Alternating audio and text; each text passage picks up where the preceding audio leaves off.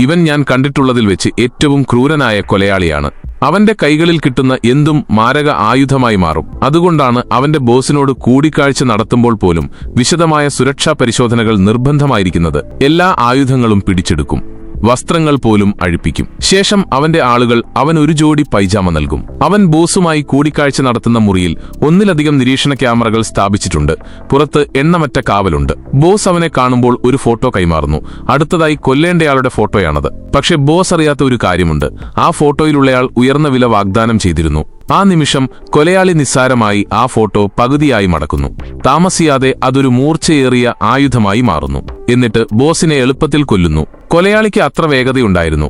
നിരീക്ഷണ ക്യാമറകളിൽ അസ്വാഭാവികമായി ഒന്നും പതിഞ്ഞില്ല. ദൗത്യം പൂർത്തിയാക്കിയ ശേഷം അവൻ അടുത്ത ലക്ഷ്യത്തെ കിട്ടുന്നു. അത് ബ്രൂസ് ആയിരുന്നു. അവനെ ഏറെ നാളത്തെ ശത്രുവായിരുന്നു ഒരാൾ.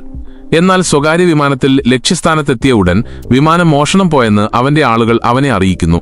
അവൻ ഉടൻ തന്നെ സുരക്ഷാ ക്യാമറകൾ പരിശോധിക്കുകയും ബ്രൂസിനെ വിമാനത്തിൽ കാണുകയും ചെയ്യുന്നു. പ്രകോപിതനായ അവൻ തനിക്കായി ശക്തമായൊരു ആയുധം തയ്യാറാക്കാൻ തന്റെ ആളുകളോട് ഉത്തരവിടുന്നു. ഏത് വില കൊടുത്തും തന്റെ വിമാനം തിരിച്ചുപിടിക്കാൻ അവൻ ദൃഢനിശ്ചയം ചെയ്തു.